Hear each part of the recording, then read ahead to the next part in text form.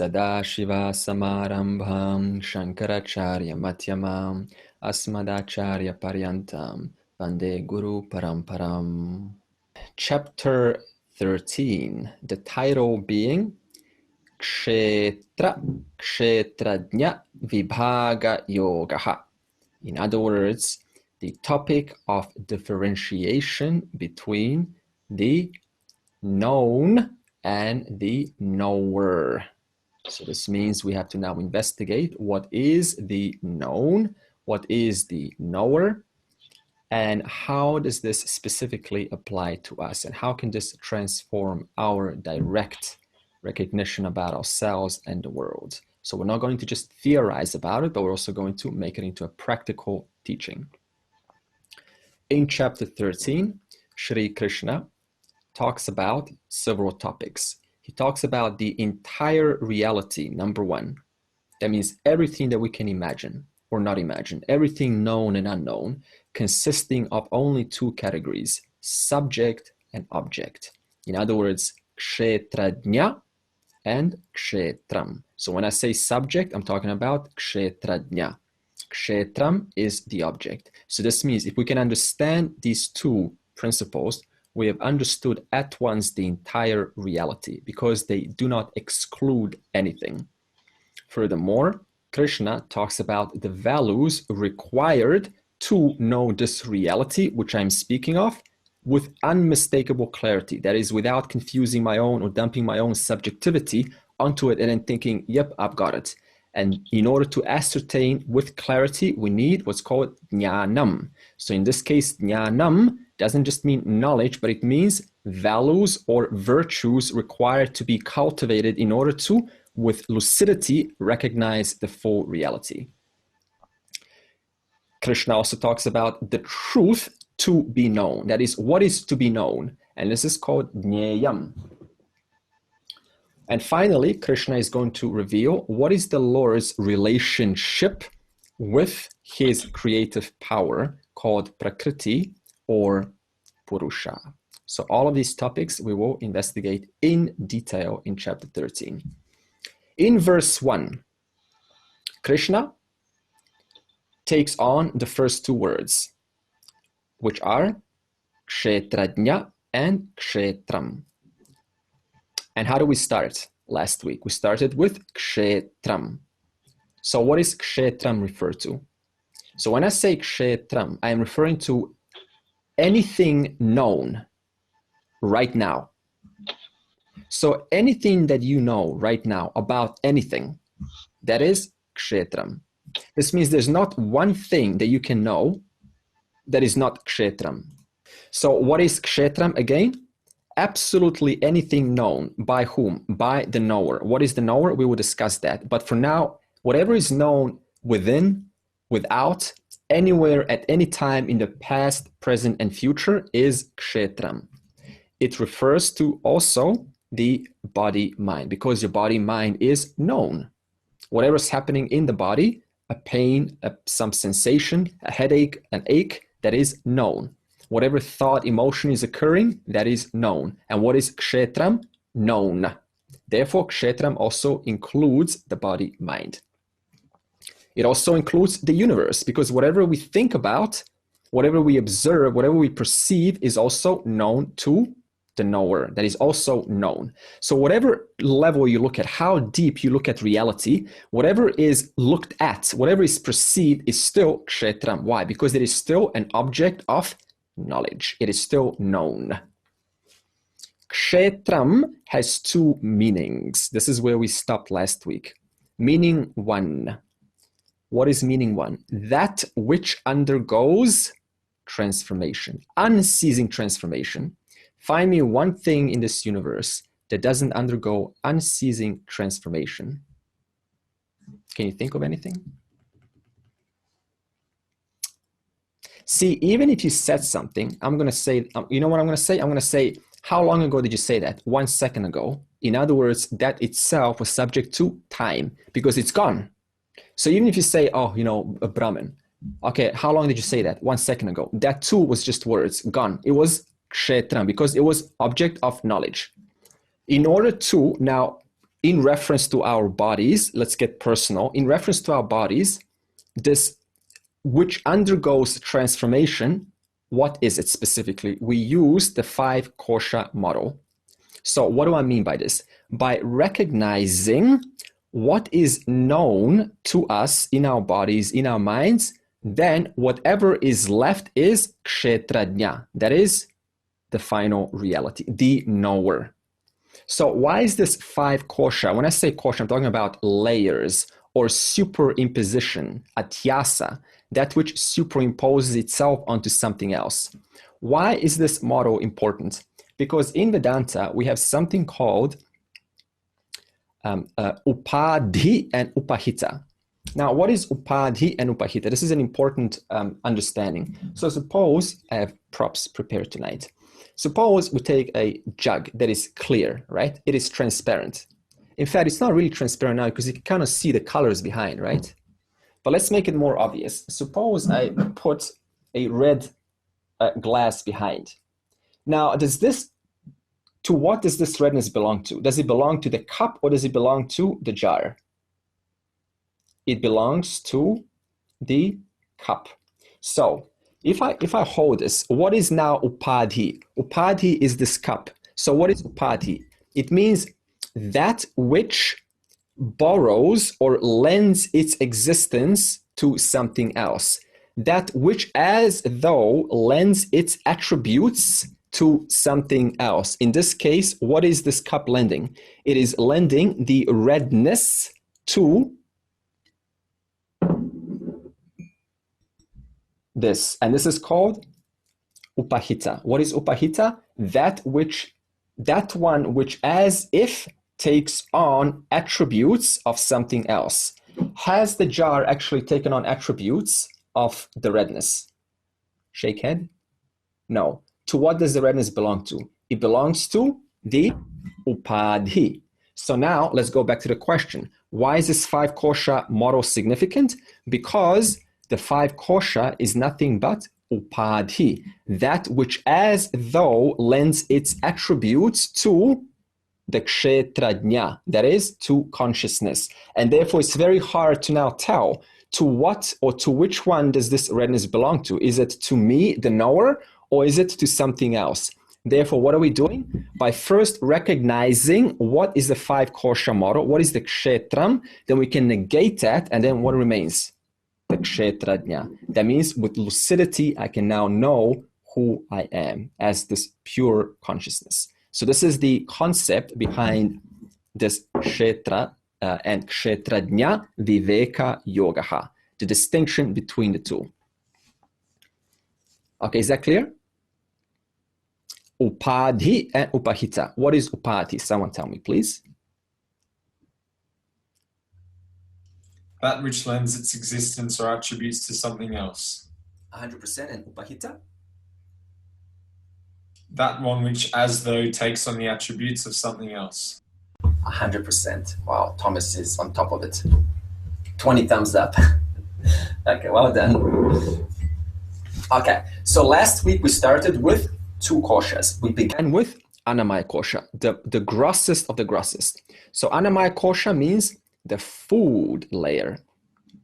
Okay, can someone tell me a few qualities about the Annamaya kosha? What is the Annamaya kosha and any more attributes about it? It is, as the name says, it is made up of the food that we eat. Ah, good. Food.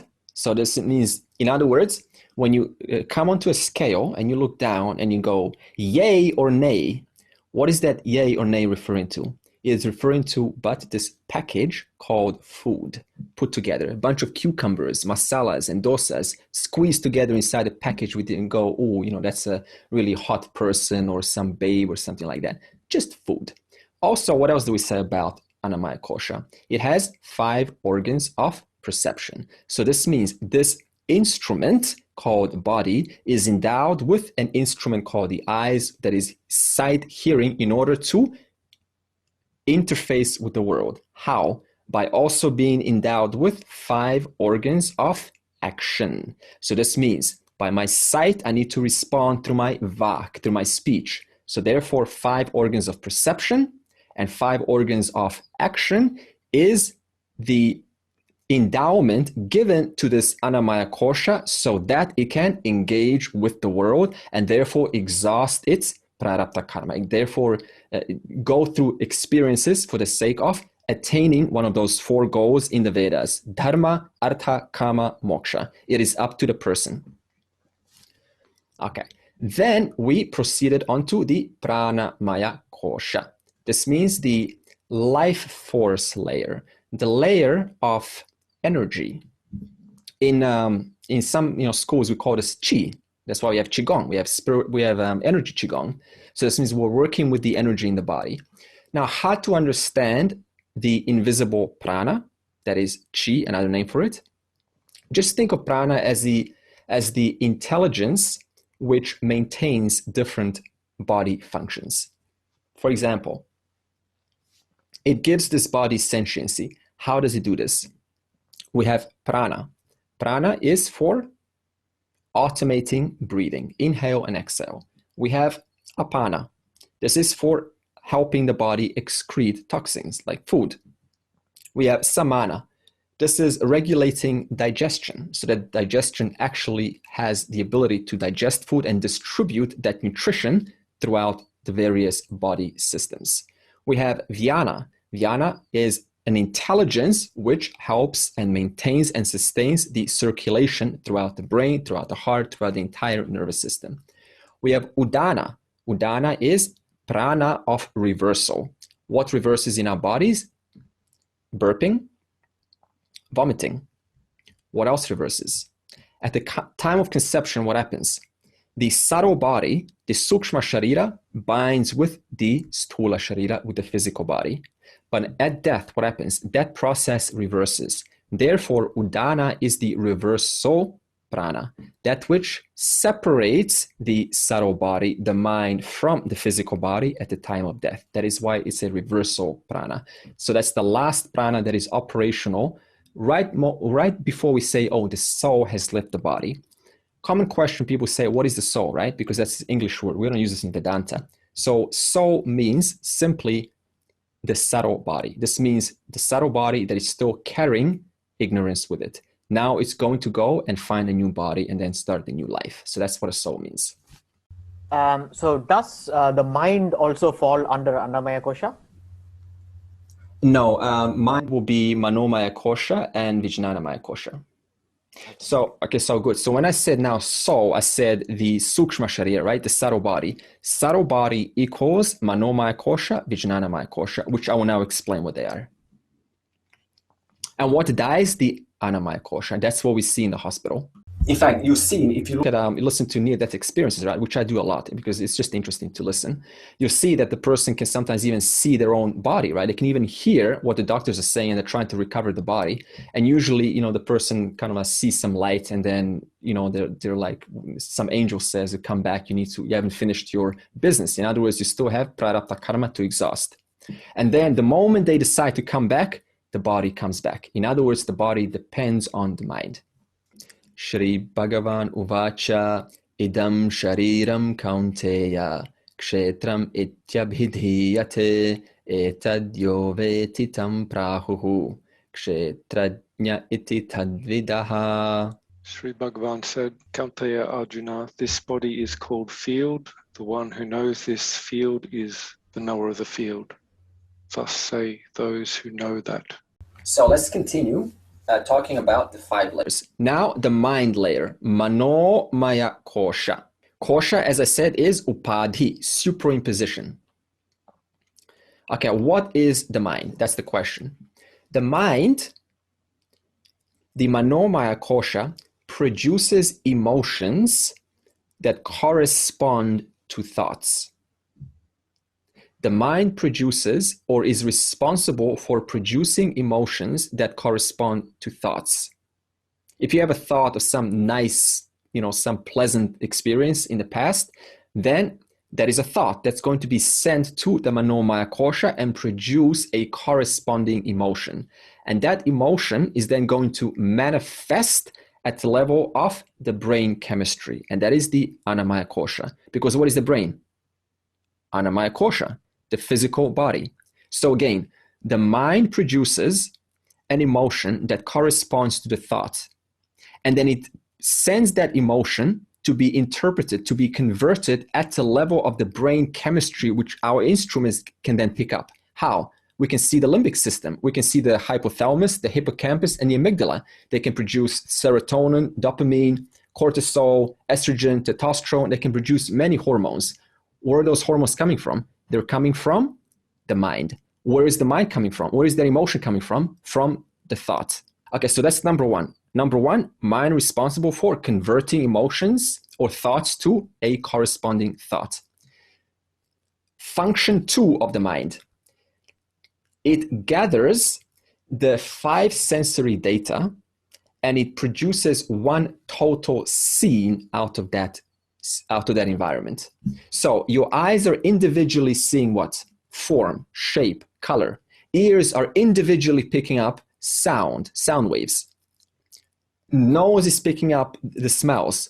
All of that data goes where? Into the mind. So all of these 5 different data go into the screen of the mind, and then what does the mind do? It produces one total scene, which you are now witnessing. In fact, you're witnessing now a screen, my face. You may be witnessing other faces. You may be your laptop and all of that. Where is that happening? That's happening in the mind. What's putting that scene together? In the mind. What happens when people take LSD? What is this lysergic acid attached to? It attaches to the serotonin receptors, does it not? And then what happens? The person starts to see visual hallucinations. Why? What do we just say the mind? The mind is that which takes the 5 sensory data and makes one total scene. We also said the mind is responsible for emotions. Is serotonin not responsible for emotions? Yes. Therefore, what does lysergic acid do? It attaches to the serotonin receptors in the brain, and that sends the data back to the mind, and therefore now the mind is distorted, and therefore you see what's actually not there. Why? Because the mind is responsible for producing one total scene. But what has the LSD done? It has intercepted that process by attaching itself to the serotonin receptors. And that therefore skews what the mind, or how the mind is able to construct the one total scene. That is why you see so many different hallucinations which are not actually there, because the Manomaya Kosha has been influenced, has been altered through the LSD. Now let's go back to this example of how the mind puts together the total data into one big scene. Suppose you're watching a space shuttle launch. First of all, what are you going to hear? You're probably going to hear those sound waves, right? So those sound waves are going to enter the ears, and they're going to now contact those very fine hair cells. And those fine hair cells are going to then vibrate. And those vibrations are going to get converted into impulses. And those impulses, those nerve impulses, are going to get sent into the brain, the Andamaya Kosha. The Andamaya Kosha is then going to send that data into the Manomaya Kosha. In other words, the Manomaya Kosha is going to receive what the eyes, what the 5 organs of perception are seeing, and then it's going to put that sound into one total scene. That's just the sound. Now, what else are the eyes seeing? The eyes are seeing color and shape, right? The space shuttle white, the clouds are blue. All of that color and shape also and form gets sent through the eyes into the Manomaya Kosha. So it adds sound plus form. Now it's constructed one scene. And then it's hopefully you're having some candy while you're watching a space shuttle, right? And now it adds the taste buds, the taste being sent into the mind also. And then it sends, what else do they have? If you're smelling the liquid hydrogen and liquid oxygen, that's coming through the ears, through the nose. And that's also being added onto the screen of the mind, which is holding that data together. Have we forgotten any other sense? And tactile feedback. Suppose those vibrations, right? They're now, they're kind of vibrating and your skin is feeling that. That's all, that feeling is also being added onto the screen of the mind. So now the screen of the mind has this one big scene, which we just, without any questioning, just go, wow, give me the popcorn. This is so enjoyable. Let's take the camera, click, click. All of this happening in the background. The relationship between Manomaya Kosha and the 5 organs of perception through the Andamaya Kosha. Vijnana Maya Kosha. What does Vijnana Maya Kosha do? It takes the data from the Manomaya Kosha. So now at this, right, we've got a space shuttle in our minds right now. So now you have to ask, what happens to the scene? Something has to be, you have to process the scene. There's a space shuttle, there's color. What does this all mean? Like, how do I make sense out of this? In other words, the intellect layer takes data from the Manomaya Kosha and makes sense out of it through two ways. Number one, it categorizes the scene. Clouds, people, right? Chair. What is a chair for? Okay, chair is for sitting. In other words, it categorizes objects in the total scene on the screen of the mind.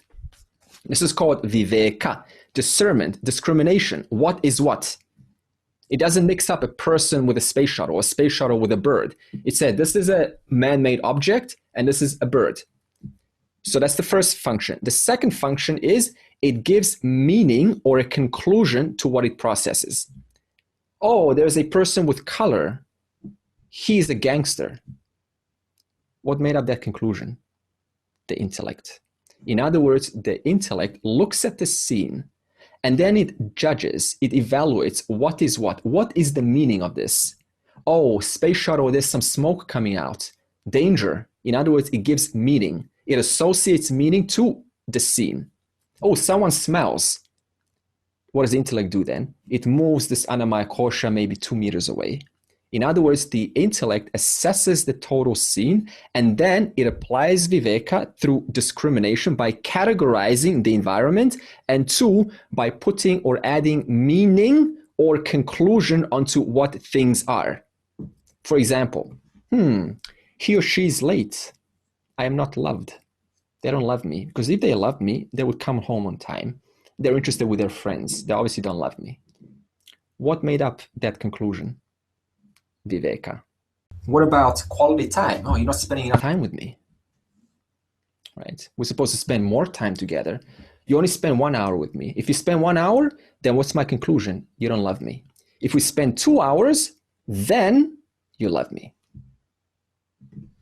Vijnanamaya Kosha. It made a decision. It took the total scene and then it said, this is what this means, here's what that means, and here's what that means. Now, a more important question is, what determines, number one, how the intellect categorizes, and what determines what meaning the intellect decides? That's a more important question, is it not?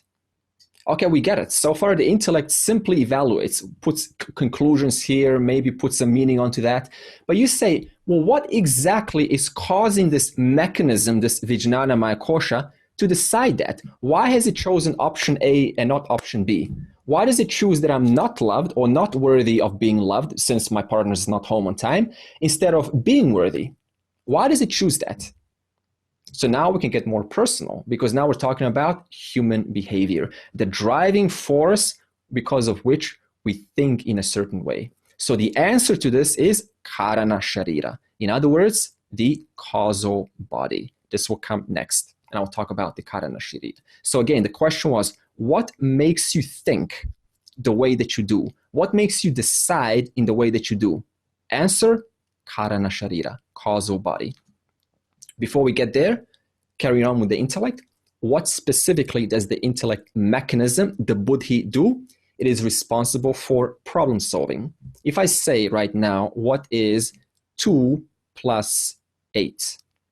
Okay, that's actually maybe too easy because they're probably memorizing. What is 11 times 5? Okay, that's also easy. What is 11? What is 12 times 4?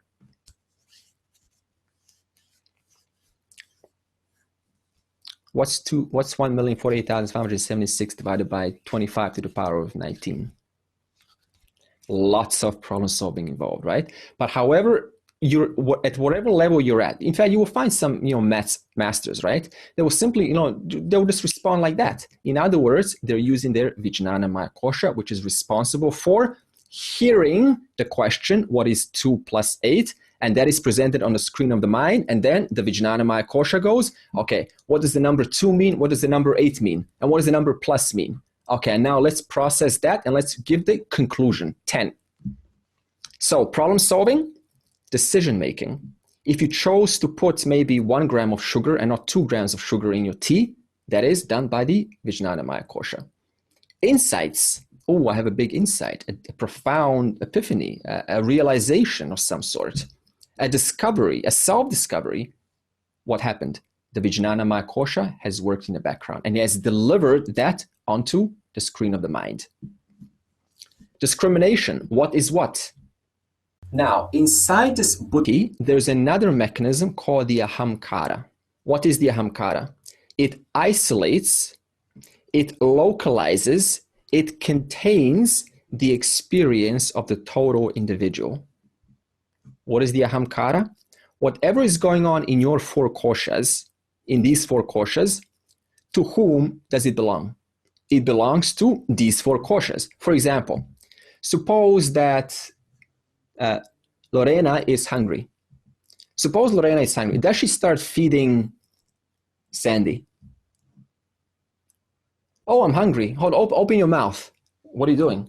I'm feeding myself. Dude, I'm not hungry. Eat. I am, I'm hungry. Well, then why are you feeding me? I'm not feeding you. I'm feeding myself. Open your mouth. Do we do this? No. In other words, we don't confuse the hunger belonging to this body to another person. We don't confuse that thought belonging to that person to this person. So the Ahamkara, therefore, localizes, contains, or isolates whatever is going on in the Annamaya Kosha, Manomaya Kosha, Vijnanamaya Kosha to just those 3 koshas. It doesn't mistake it and puts it onto your wife, onto your husband. This pain belongs to me. Therefore, I will address this. So whenever we say this Ahamkara, think of it as the localizing, containing, isolating principle. Very useful. Now imagine some schools saying, try to destroy the Ahamkara. The Ahamkara in English is ego. That is as good as being on LSD all the time. Could you function like that? You would probably confuse the entire world with everything else. You couldn't make sense of anything. You'd be like, am I right now touching a tissue, or is this a cloth? Is this cup, my partner, or what is this? What's going on here? In other words, we need the Ahamkara in order to make sense of the world. So therefore, there's no question of eliminating the ego. Next is the causal body. This is the Karna Sharita. This is the 5th layer. Karna Sharita means causal body layer. Why is it called the causal body? If it's a causal body, then it's the cause of what? It's that body which causes all of the other bodies, all of the other koshas. So the Karna Sharita causes Vijnanamaya Kosha. Vijnanamaya Kosha causes Manomaya Kosha. Manomaya Kosha causes Pranamaya Kosha. Pranamaya Kosha causes Annamaya Kosha. In other words, it all comes from the Karna Sharita. So what is the Karna Sharita? It is the seed out of which the 4 koshas are formed. Now, what is this Karna Sharita? It has several functions. The first is it stores your Sanchita Karma. What is Sanchita Karma? All of the potential stored effects that came from the actions in all of your past lifetimes. So all of the actions, right, that you do, suppose just forget about last life, just take this life. How many actions are you doing in this life? A lot. Those actions are causing certain consequences. Now, where are those consequences going to go, right? When the body dies, they have to go somewhere. So where do they go? They go inside the Sanchita Karma. In other words, what is Sanchita Karma?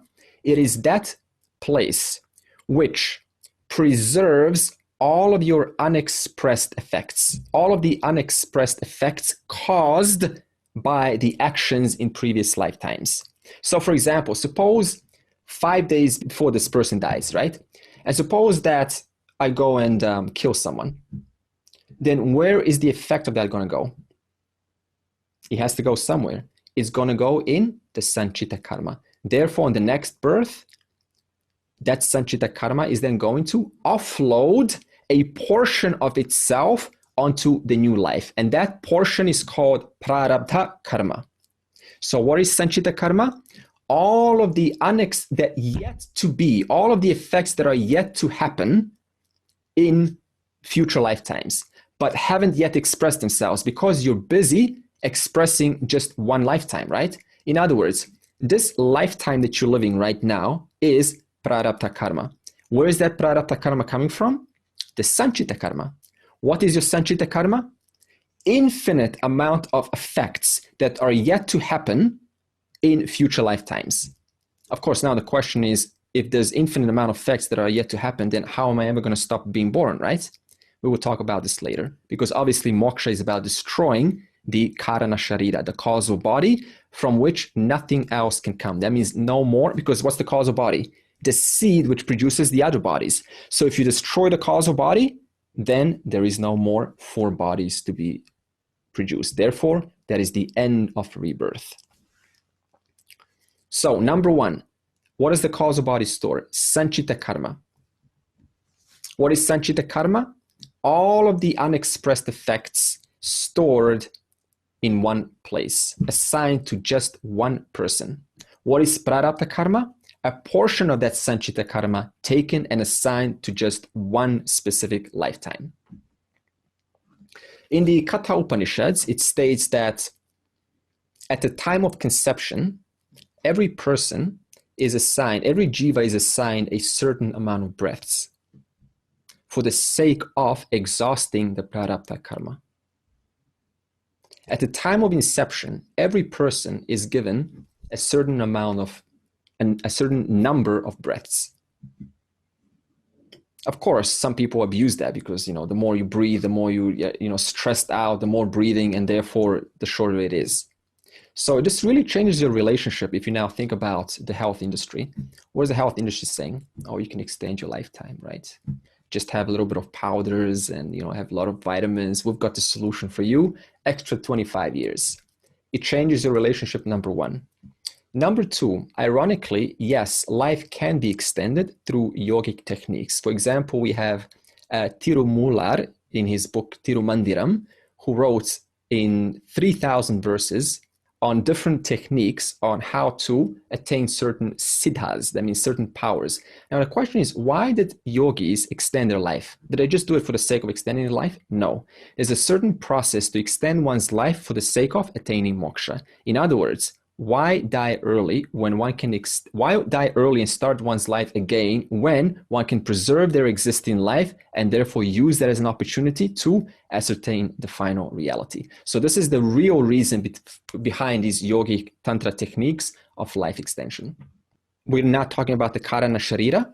The third topic of Karna Sharita, it stores the samskaras for everyone, for you. Samskaras means habits or impressions. Habits or impressions just means that power which makes the intellect think the way that it does. There's a certain habit to think in a certain way. Where does that come from? Samskaras. Where is samskaras? The Karna Sharita. Remember that earlier question that I asked? What makes the intellect decide what meaning it gives onto things and what kind of experience it will generally conclude? Where is that coming from? The Karna Sharita. Why? Because the Karna Sharita stores the samskaras, whereas samskaras, habits or impressions. Therefore, they determine how the intellect thinks and what conclusion the intellect will finally put onto the objects on the screen of the mind. For example, if you're born from the past life with a samskara-oriented thought patterns towards music, then you're going to find music completely natural. Others are going to find it really hard. That's why kids can get born and they will suddenly find the piano extremely easy and simple. In fact, I was just watching a show on YouTube of brilliant kids. And there's a 7-year-old who started to play piano at the age of 3. And by the time she was 7, she started to already play like a master. Same with a painter. She's painting these awesome drawings of Jesus and these beautiful portraits and these meadows of pictures, and the parents are like, wow, this is amazing. Where is this coming from? And she says, when I'm painting, I'm just immersed. I'm just like totally at one with the experience. I love painting, she says. In other words, why does she love painting? Because it is a samskara coming from the Sanchita Karma. What is Sanchita Karma?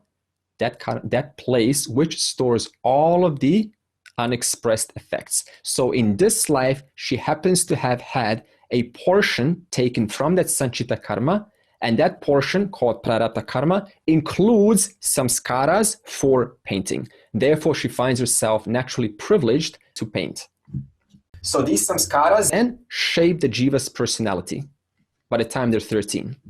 That's why the older the kids grow, the more you can see their personality flourish. Why? Because their intellect is capable of receiving and processing those samskaras. So it's very hard to tell the true nature of your child while they're still maybe 3, 4, or 5, because their intellect is still not sophisticated in order to take that prarabdha karma, which is being assigned to this life, and thus to have that converted into behaviors or thoughts or the way the person is. So you just wait. By the time they're 11, 12, 13, 14, 15, it's really going to start to come out there.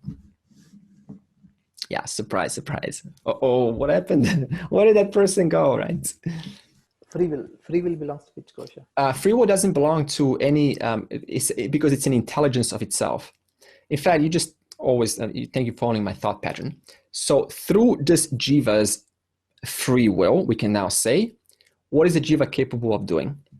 The jiva can either subscribe to these samskara-based oriented thinking patterns from the past life, or the jiva's intellect, the buddhi, can receive those patterns from the samskaras, and the buddhi can say, wait a minute, let me question this. Why do I want to do this? In other words, free will being assigned to the jiva can either continue those samskara-based oriented thinking patterns, or it can intercept it and say, no, I choose a different way.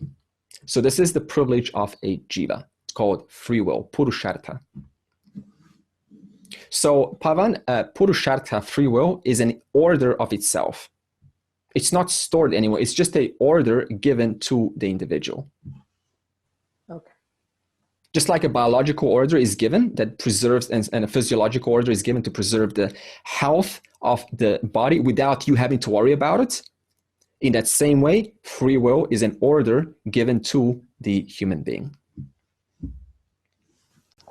Sorry, can you explain again why it isn't part of the mind kosha, the Mano kosha? The Vibhuti kosha, the one that discerns. I thought discernment and free choice sound to me correct. So what captures the ability of free will? The Vijnanamaya kosha.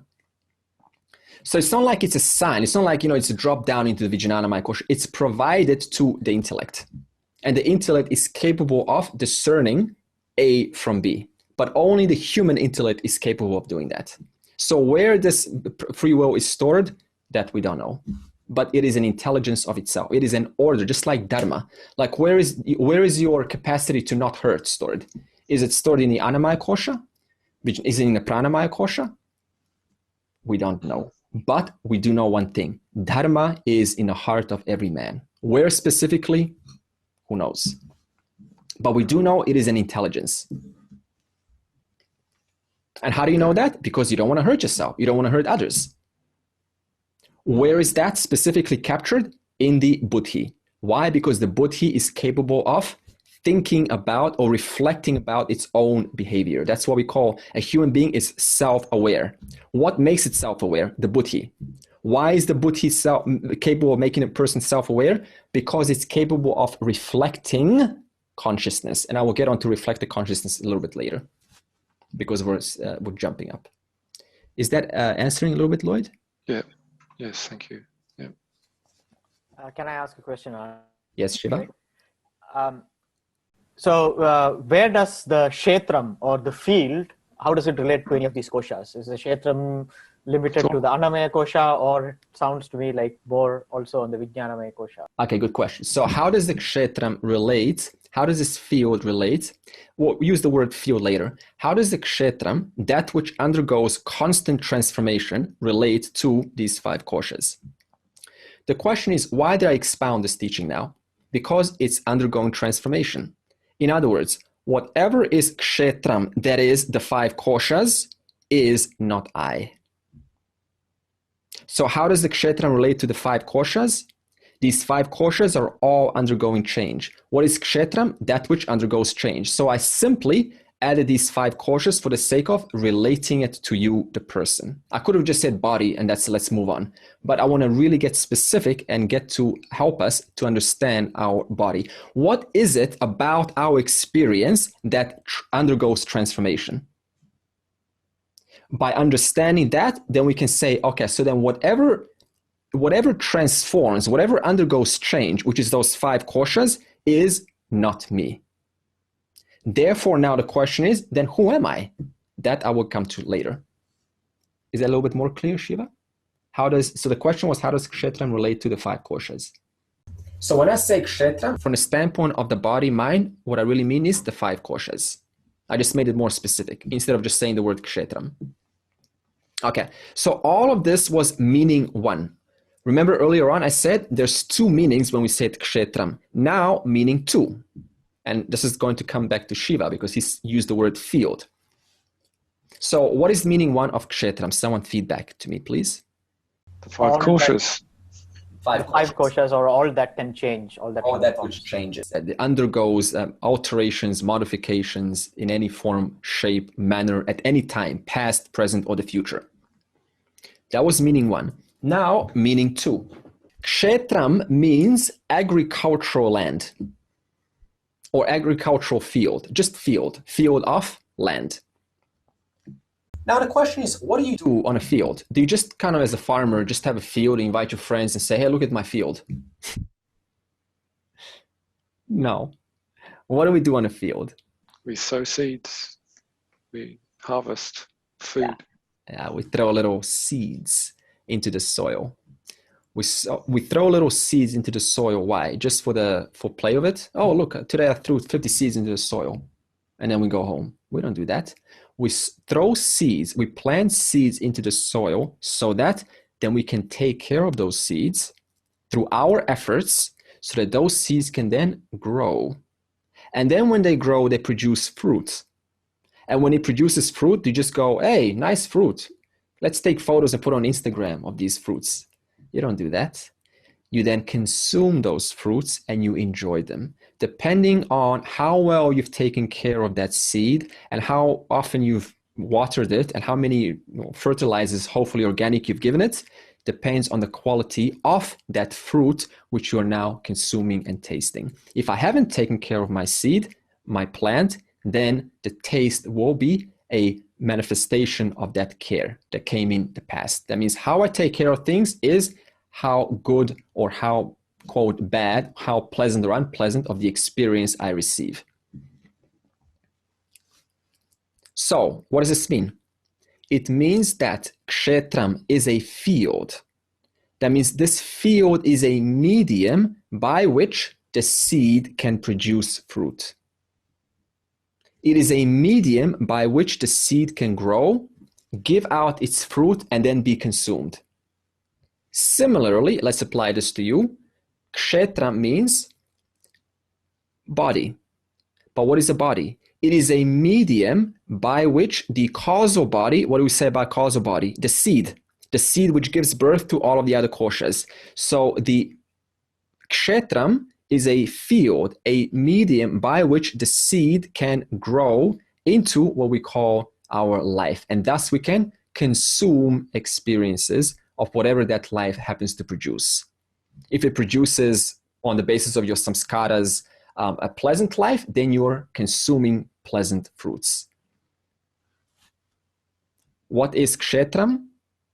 Number 2, it is a field. In other words, our body is required for the causal body to continue playing out its samskaras, to continue playing out its prarabdha karma.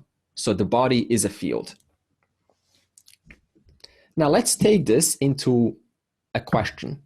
What is the logic of rebirth? Because causal body is very closely related to rebirth. What is the logic of rebirth? Why is there rebirth? Let's start with a simple statement. Human beings generally, not everyone, generally want to live forever. Yes or no? Yeah, generally live. Now, We kind of know that's obvious, but the question is why? That's not a question that we often ask. Okay, why do you want to live forever? I want to ask you that. Fear. Okay, fear of death, fear of ending my existence. Therefore, I want to live forever. Yeah. Good. Why else do we want to live forever? Life is great. It's enjoyable. Okay, good. Yeah, Pavan? It's also some kind of conditioning, I guess. Okay, so it's some kind of conditioning that tells us, maybe from the movies, ending's always a sad scene, a lot of tears, and everyone's unhappy, and always not a happy moment when there's death, and then that conditioned us to think about death in that same manner, maybe. Why else do we want to live forever? I mean, seriously, okay, I want to live forever. Why? Don't want to break from our attachments. What? From what? From our attachments. We don't want to lose our attachments or break from our attachments. Good. Okay, so in other words, we're highly dependent for our happiness on something, and as long as that's around, then I don't want to go, because you got food, that's attachment number one. Maybe someone enjoys the rainbow, that's attachment number two, and then we kind of get hundreds of attachments throughout our life. They're very subtle. They can be in the form of books, or surrounding ourselves with libraries of knowledge. That's another attachment.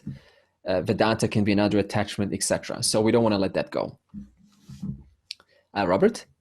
Perhaps because our true nature is eternal, we want to mirror that in our lives. Super. In other words, there's an inherent, remember what we said sometime early in the sessions, no one is completely ignorant. Everyone has partial knowledge. Just like if you see the snake on the rope, it's not like you're not seeing this rope at all, because if you didn't see the rope at all, there would be no snake. So in other words, superimposition, falsehood, doesn't completely cover up the truth. It covers it partially. Therefore, we partially make out reality. Now, in reference to death, we say, okay, well, I kind of understand that I am eternal. So we all inherently understand that. And then what do? We superimpose that sense of knowledge of eternity, I am eternal, onto what? This body-mind, because after all, I am the body-mind. So then we try to extend the body-mind. Okay, so let's go back to what Luciana said. Why do we want to live forever? The answer is, for the most part, so that I can continue enjoying the fruits of my actions. So that you and I can continue enjoying the enjoyment of what we have done in the past. In other words, to carry on reaping the rewards of our past endeavors. Do you do action for the sake of action? Do you just do action for acting? Or do you do action for the immediate or future reward? Yeah. In other words, do you love just for the sake of loving? Or do you love because you know you're going to receive love back? In other words, we want to live forever. Why? Because we did so many actions in the past. And since we never stop doing actions, there is more to enjoy. There's always a more, like it's an add-on into the future. Well, I've done this and this and this back then, and now I want to enjoy that in the future. In other words, one simple statement, you've heard this in finances, I want a return on my investment. What kind of investment? On my actions. And for that to happen, I want to live forever. Because when does a person stop doing? Never. As long as, Krishna even said, right? As long as you're alive, you will keep doing. You can't help yourself but to do. To be alive is to do. But to do is to what? Produce action. To produce action is to create an opportunity to enjoy the consequences of those actions in the future. Therefore, why do we want to live forever? Because the person who said that is a doer. And to be a doer is to be an enjoyer. And I want a return on my investment. I've done so many actions back then and I want to enjoy them. The question is, how long does a body last? 90 plus minus years. So now the question is, where will those unfinished rewards of your past actions go? Are they going to go into some junkyard existence? Like some different existence over there in some different universe, just get dumped over there? Where will they go? They got nowhere to go, but back into the Karna Sharita, the causal body, into Sanchita Karma. Therefore, because this instrument, this machine called the body-mind, couldn't live long enough, it died. And therefore, all of those unfinished business, all of that unfinished, yet to be experienced effects on basis of my past actions are going where? Into the Sanchita Karma. And they can't get destroyed. They have to go somewhere. So then what happens? A new birth in order to continue, a new medium to continue reaping the seed so that I can continue growing that seed in the form of a body and then enjoy the fruits that it produces or that it has produced in a previous lifetime. Make sense? Yeah, my question was, what is the pramana for the rebirths? That's what. Pramana for good. So one of the number one is logic, because tell me one effect without a cause. For example, let's stick on logic. You have two twins, right? Same Andamaya Kosha, but different paths in life. Why? What makes one brilliant at chanting, Bhagavad Gita chanting from year 3, and the other one brilliant or naturally attracted to, gets themselves into trouble? Very common, right? A child, two from the same bloodline, same genetics, and yet they're attracted to different things. Same opportunity, same resources, same time, but attracted to different things. Why? Where does that come from? A continuation called the Karna Sharita. That's number one. Number two is the scriptures. That's the only two that we have, really. So one of the few things that we cannot actually directly prove is this rebirth, but we do have the scriptures that tell us. So on the basis of the scriptural authority and the logic that they provide on so many other topics, through that alone, we can say then they have made this conclusion and it is likely accurate. So cause effect, there's not one effect that you cannot find without a cause. And the second pramana is the scriptures themselves, Shabda Pramana, the Shruti. You say that, so we human beings, we want to keep alive because we enjoy life, right? But like a fly also defends life. If you try to kill a fly, it will go away, but a fly doesn't have this knowledge that wants to enjoy life. So something makes also a fly to defend their own life. So why that happens? Yeah, a fly is still attracted to sugar and sweet things, and it has its own attractions and desires that it in its limited way still wants to pursue those desires. Okay, a fly has desires. Nice way to put it. Oh, I like. That's a fine fly. I want to go for that fly and not this fly, right? So no, but why does the fly go for some sugar or some sweet thing? It goes to that. So if it goes for some piece of dog shit, it would go for that. It's got its own desires, its own likes and dislikes. The instinct. Yeah, so that's what I want to bring. Yes, it is a desire, but I also put it in a form of a mechanical programmed instinct. It looks like a desire, but I would just, be a little bit more refined with the words. I would just definitely say it's more of an instinct, an incorporated instinct. Even a dog, right? It doesn't have a desire to mate. It's just incorporated to reproduce. It's built in. Yeah, so desire is only applicable to a human being. That means we develop desires that were not there. Before, I'm not interested in computer games. And then someone shows me computer games, I'm kind of get into it, and suddenly I have a desire for computer games, right? And that's what we call this itcha. But a dog must feel an experiential pleasure when it reproduces, when it mates with another dog. It must have a feeling of pleasure to do that, which is what drives it to do it again and again. It's not just doing it because I want to make puppies. I mean, it doesn't have that intelligence. I'm just going to make puppies and that's why I'm doing it. It's doing it because it feels good. It does feel, I don't know if it feels good. We have to ask a dog, dog doesn't know dog language. See, if it really had this kind of pleasure that we speak like a human being, then that would also you have to now give free will to the dog so that the dog can kind of enjoy it again. So if you look at a dog, right, it doesn't mate just because it's pleasurable. It mates because it's an urge. It's an urge to reproduce.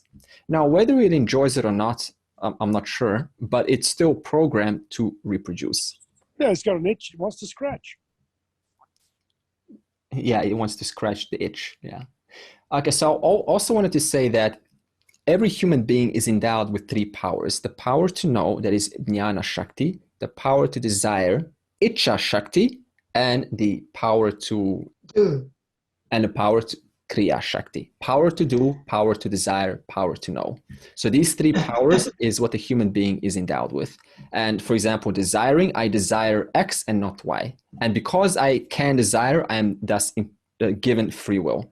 In fact, because I'm given free will, I can desire or not. But a dog is not given free will. It is a mechanical, instinctual, programmed response. Therefore, it does it on the basis of what it's being given. It can make basic decisions, right? Like not go onto the road and then avoid the traffic, but it cannot make as in, so if this kind of truck keeps on going, then for the next 1 minute, then it's going to hit me. It doesn't do that. It just responds on its immediate environment. But that's the difference between learned behavior and instinctual behavior. Yes, it also has learned behavior, yeah. Trained behavior. Can we say that dog doesn't have Vijnanamaya Kosha, and whatever samskaras are there inherent in a dog profile, if you like, they pass through straight away into Manomaya Kosha and act instinctively? Can we say that dog doesn't have the Vijnanamaya Kosha? It does. It does. Where is the buddhi? Where is the discrimination occurs? Because if you say that dog acts on his or her instincts, yeah, then it means there is no power to discriminate, and it's just playing by instinct. So then the power of discrimination is lacking, or probably it is just not. Maybe it just doesn't exist. Yeah, a dog does have power to discriminate through its learned behavior. Yeah, it's just not as sophisticated as an intelligent human being. So dog has Annamaya Kosha, definitely. It is food. It eats food. Manomaya Kosha, it does experience emotions, a happy dog, a sad dog. Pranamaya Kosha, digestion, right, excretion. Intelligence, obviously, you can, like Australian shepherd, right, extremely intelligent. You can train them and they can make decisions. So for that, so if the dog sees sheep, then the dog will go after them. That requires decision making. That requires a certain level of buddhi. Wouldn't that just come directly from samskaras? Yeah, but samskaras still need to manifest at the level of buddhi in order to have this mechanism called dog form to do what it does. In other words, the samskaras need a mechanism to communicate with the Annamaya Kosha. What is that intercepting mechanism? The Vijnanamaya Kosha. So do animals accumulate karma, or how do they go on to the next birth if they don't accumulate? Sure. Okay. So animals are only born to exhaust. They do not generate new karma. So if the dog bites you, it's not going to generate papa karma and then suffer its next life consequences. It's only born, whatever animal you see in this world, it's only born to exhaust. That's why you'll see like a little insect. In fact, the smaller the insect, the higher chance of exhausting its karma, because you don't even see who you're stepping on, right? In other words, their exhaustion is very quick. And then you got these more sattvic animals like elephants, and they kind of last a lot longer, right? But still, it is a hard life for an animal. You still need to, exhaust your karma through constant pursuit of food and predatory animals, and watch out for your environment. And then you got the weather conditions. The African elephants need to move 3,000 miles from south to north each year in Africa. So it's a very hard life to be an animal. Even a bird, you think it's so free. Is it really free? When it lands down, it's so afraid, right? You just want to kind of see it with a photograph, and it already flies away. Where does the karma, where does it originate from then? It is still a Karana Sharita. So a dog has its own seed, Karana Sharita, and that seed, once exhausted in a human, in an animal form, then it can be reborn as something else. For example, there's a nice story that I've heard my first teacher, James Schwartz, said. There was a couple who really enjoyed intimacy. And when, they decided that one day, whoever goes first will kind of come back from heaven, and it will say, if there is sex in heaven. And the husband comes back to the wife, in one day, fine, quiet room. And the wife's like, oh, you came back. So is there sex in heaven? And he says, yeah, absolutely. I'm in heaven, and, there's a lot of it. And then the wife is like, well, where are you? And he goes, I am a rabbit in Arizona, like a little grass field. In other words, the husband enjoyed sex a lot, but so did the wife. So what happened? Instead of being born as a human being, rather be born as an animal to exhaust that karma so that you can get reborn as a human being and continue your life without being just totally overwhelmed by sexual thoughts.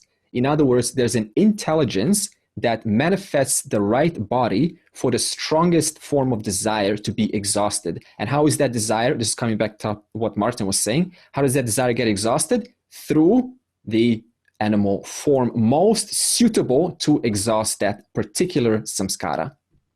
Yeah, so the rabbit's definitely getting a lot of action, because that's what the human being wants. So in other words, be careful, what kind of person should in fact be, remain being a human being, because if the person is just living on a basis of reproduction and sensual pleasure and all of that, then it is very likely that the very dog that you have as your pet was probably a human being at some point in a lifetime doing some fishy business. And now you're petting the dog going, oh, nice dog. We don't know. But the point is, Vedas are very clear. In other words, the jiva is not just the jiva from the standpoint of the human being. Jiva can also be an insect, can also be a plant, can also be an animal, a mammal. So how does the jiva relate to the Karna Sharira? Yeah. So is that the unit that is being reborn and accumulates? Yeah, Karna Sharira is the seed which is ignorance. So Karna Sharira is ignorance itself. So this ignorance, what is ignorance? I am whatever gets born out of this Karna Sharira. So in this case, it is the body. So what's causing the person to say, I am this body, mind? It is one's ignorance. Now the question is, what is ignorance? Ignorance is not knowing who I am. So now your question is, how does this now relate to the human being? Upon knowledge, when self-knowledge takes place, when you recognize that these 5 shariras are nothing but kshetram, then you realize, aha, so whatever is happening right now, whatever life this person is living is coming out of Karana Sharira, because you're guided through your samskaras, right? But am I this Karana Sharira? Am I these 5 koshas? No. So the moment you realize that, then that is as good as destroying the Karana Sharira. Therefore, upon death, there is no rebirth. Because rebirth depends on ignorance for the person to be reborn. But if you take care of that ignorance while alive, then upon death, what is there to be reborn when you remove the ignorance? And what is removal of ignorance? Destroying the Karana Sharira. So Jivan Mukta. Jivan Mukta, yeah. If a summation of desires become the Karna Sharira, then wouldn't killing all desires indirectly kill the Karna Sharira? No, because remember what I said earlier, Sanchita Karma is infinite lifetimes, place where the infinite lifetimes are stored of effects to be expressed yet. And you only receive one single portion of that infinity, and that is called prarabdha karma. So whatever desires you destroy, what are you destroying? You're just destroying desires in that one little portion called prarabdha karma, but you still got sanchita karma, right? So this means the person can play out all of their desires, become a total pure soul. What have they addressed? They have addressed one out of infinity. So there is no solution right there. Yes, Robert? Also, if you manage to destroy your desires, you will be left with the desire to destroy those desires. Yeah, and also you're also forming new desires, because as long as the person is born, they will be attracted to something. So it's not about eliminating desires, it's about changing your relationship to desires. Recognizing this instrument is just an instrument of the Lord. And not getting too hooked up, like not getting too caught up with this instrument. It's just an instrument. So whatever desires you're clearing desires of what? The Karana Sharira. What do we just say? The 5 koshas is transforming. It is kshetram. And who am I? Other than kshetram, which I will get to soon. However, I have to put a disclaimer. If the person doesn't address their desires, what's going to happen? They're going to continue their desires. In other words, they will get distracted and not remove their ignorance, because an ignorant mind that is constantly extroverted will not have time to inquire into the nature of the self. So yes, you do need to manage your desires, but destroy them, that is impossible. How do you manage? By changing your relationship to them. what is then, just a follow on quick one, why does then Bhagavan Sri Krishna talks about disinterested action? Disinterest in action, right. So there's a nice story in the Upanishads where the apple was ripe, right? And it was ready to fall down. And then a crow lands on the apple. And then just as it lands, the apple effortlessly falls down. And the crow's like, oh, you see how powerful I am? It was because of me that the apple fell down. In other words, so the crow started to take interest in its actions, right? It kind of got fascinated. It's me, I'm the one that did it. But is it really that it did it, or is it that the apple was already ripe? In other words, only to the crow's ignorance of the total field, of how many variables are included to make things be as they are, the crow thus concluded that it was its responsibility, its power that made the apple fall. So it took interest. So when Krishna says, don't take interest in your actions, it simply means take notice of how many things took place for those results to be in your life. You're not entirely responsible. There are many variables that contributed to that event. Can dispassionate action lead to burning of prarabdha karma? Can dispassionate action lead to... Yeah, same as like disinterested action or acting with renunciation. Can that lead to prarabdha karma being, starting to recede or starting to burn? Sure. So see, again, we're not trying to there's a different approach to this. And what Vedanta says, you need to understand what is reality, first of all. Now, when you understand reality, it's not like you're trying to destroy anything. You're just changing your relationship. For example, something concrete. Suppose that as a parent, right, in a kindergarten, and a parent is now, the kids are playing, right? And they're totally fascinated about these toys because that's their prarabdha karma, right? But the parent is just able to witness, watch and take care of whatever's going on. It's not like the parent goes, oh, wow, this is so fun. Let me go and jump in with the kids. In other words, the parent simply recognizes what is the nature of these toys. By recognition of the nature of those toys, the parent doesn't jump into and get lost in. It's able to play and enjoy, but it's also able to pull back. So your question is, when a person changes their relationship through understanding what reality is, then they automatically, as though, are not moved or pulled by their desires. Therefore, their prarabdha karma doesn't have as much effect onto them.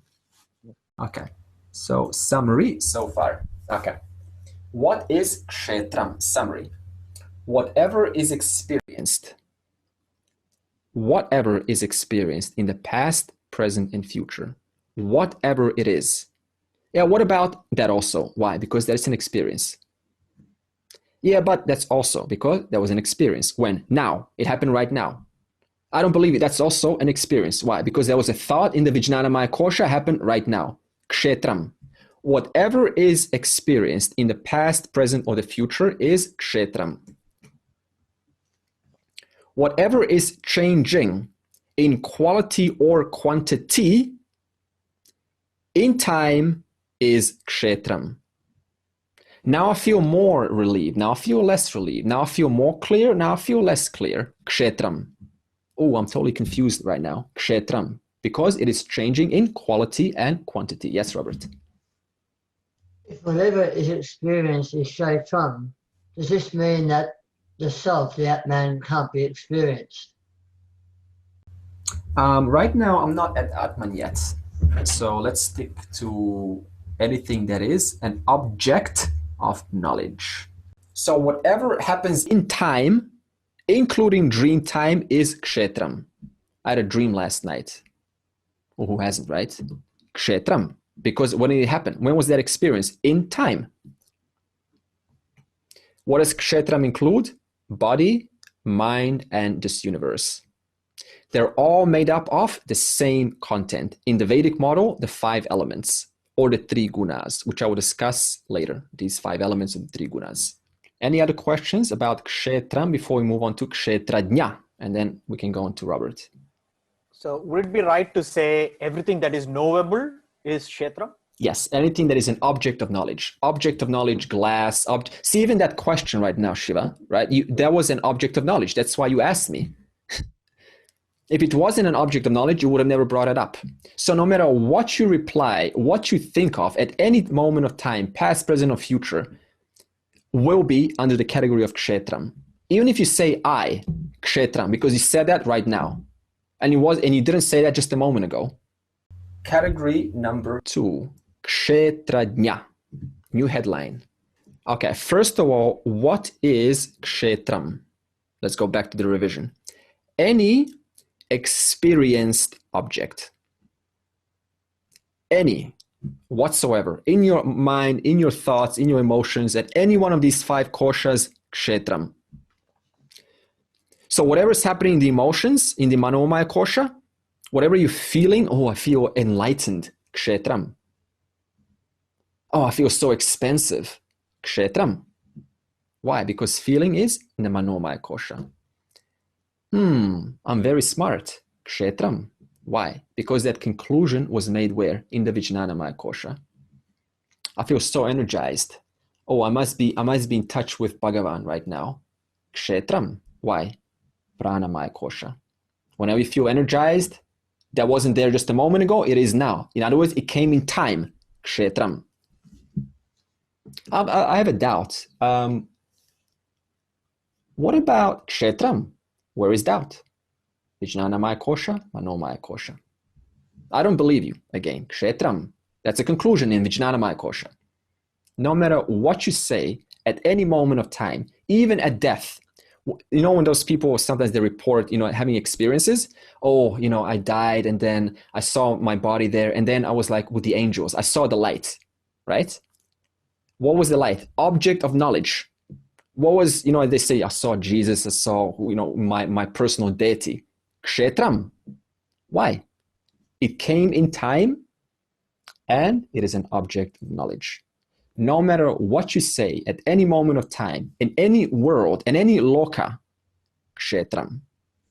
Even if it's false. Even if it's false.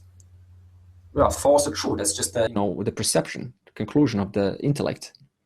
Or do you mean something else philosophical when you say that? False? No, if I said, for instance, I am a woman, yeah, which is clearly false and I'm delusional.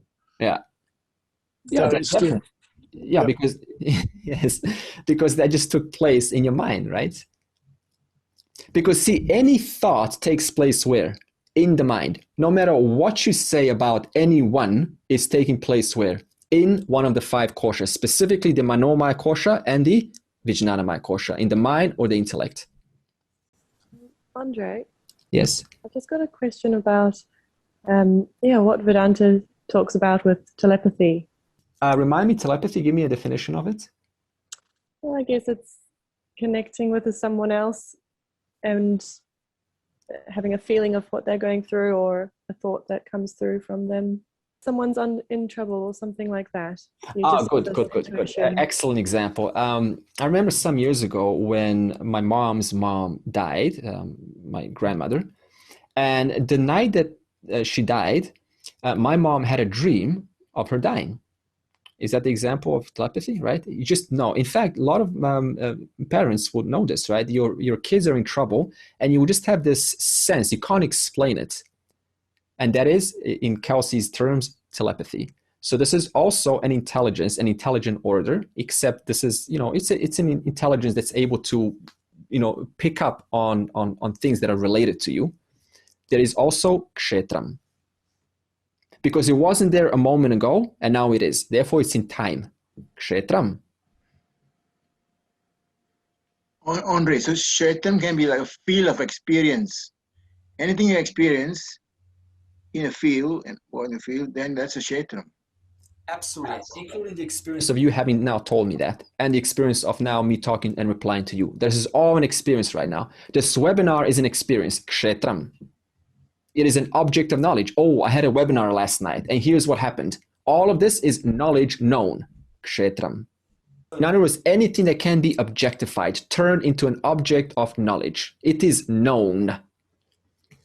So, knowing this, what does this now presuppose? It presupposes a reality that objectifies the kshetram. In other words, this reality is not kshetram. Because so far, what have we been talking about? Things are objectified constantly, constantly, constantly. There's nothing you can say that is not objectified. So what does this now imply? It implies there must be a reality that keeps on objectifying. For example, suppose now you say, okay, what is this reality that is not kshetram? Because remember, we said everything is kshetram, but now you say, what is this reality that is not kshetram? My question now to you is, counter question, where did that question take place? In the Vijnanamaya Kosha. What does this mean? You are already enjoying this reality. Because we just said, in the presence of this reality, that is not kshetram, in the presence of that reality, the kshetram is objectified. Even when Kelsey asked the question, there was an object of knowledge called telepathy. It was a thought. Something objectified that thought. So what does this mean? You are never not enjoying this reality, which is capable of objectifying, or in whose presence the kshetram gets objectified. In the presence of this other reality, kshetram gets objectified. Let me give you another example. Look at some object in the room, please, now, and keep looking at it. Find some object. While you're looking at this object, or let's remove the word you, while this object is being seen, it's being objectified because of the eye, the physical eye, that is, right? So right now, keep looking. That object that you're looking at, that's being seen, it's seen why? Why is it being objectified right now? Because of the physical eye. Keep looking. So what does this mean? The fact that the eye can objectify presupposes the existence of the eye, of the physical eye.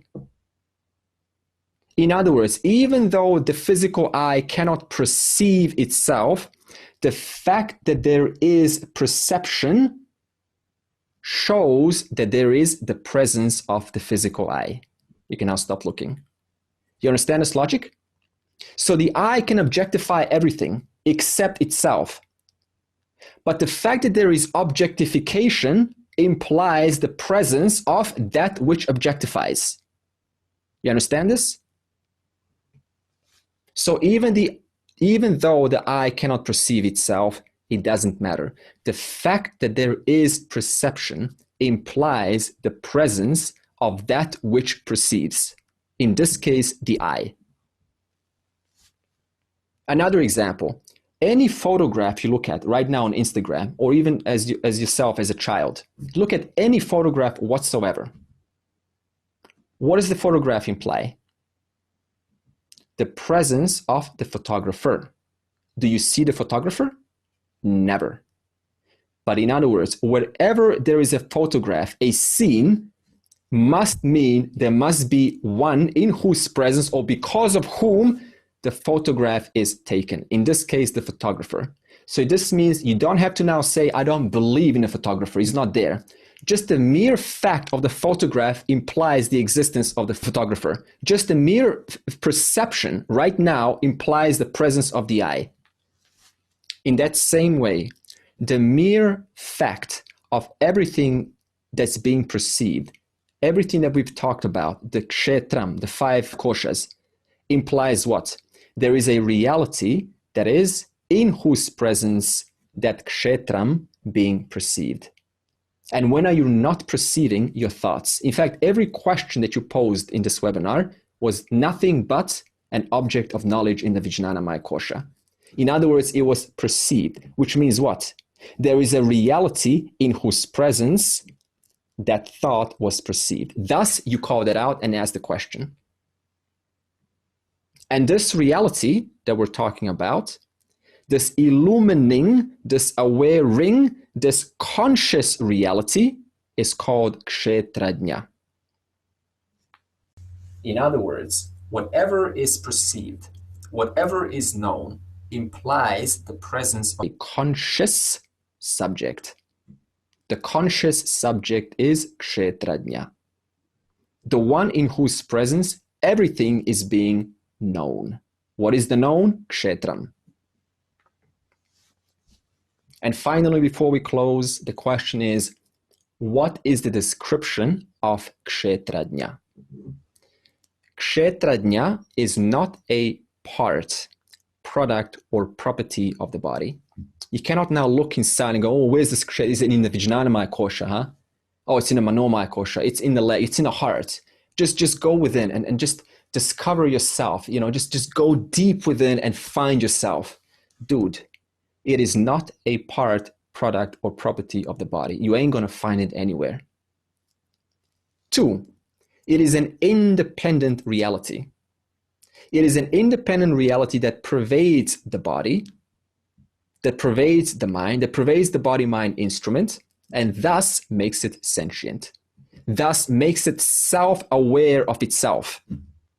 So by the very pervasion of this body-mind, the body-mind is able to be aware of its own thoughts, of its own sensations. Why? Because it is objectified. In whose presence? Kshetrajna. Kshetrajna is not limited by the boundaries of this body-mind instrument. It extends beyond this body-mind instruments. Just like space. Space is not just inside this cup. That space inside is also everywhere. And finally, Kshetrajna continues even after the body perishes. The body perishes, the mind perishes, even the causal body perishes, but this Kshetrajna does not perish. This reality does not perish. And this reality, Kshetrajna, is who you really are.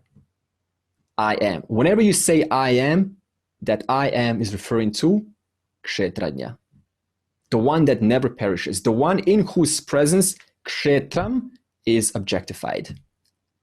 Finally, who says all this? The verse says, Tad Vidaha. In other words, those jnanis, those rishis who have figured this out for thousands of years and thus put it inside our Shastra, Itihasa, Smriti, Shruti, and thus we are now benefiting from this knowledge. Who has figured this out? The rishis or the jnanis? The ones that have expounded this methodology through a pramana, a means of knowledge, this lineage, Advaita Vedanta, which we are now using for the benefit of ourselves. Those ones. And therefore, we will now further see the next session next week, when we will get even deeper into this topic. This is just an introduction. So Krishna is going to talk about a lot more about this total reality. So this is just to let us know the most important topic to understand, and that is Kshetra and Kshetrajna, which I will continue and re-emphasize next week, because this is the topic of every Vedic Shastra to understand. Sarve bhavantu sukhinaha, sarve santu niramayaha, sarve bhadrani pashyantu, ma kaschid dukkha bhag bhavet. Om Shanti Shanti Shanti.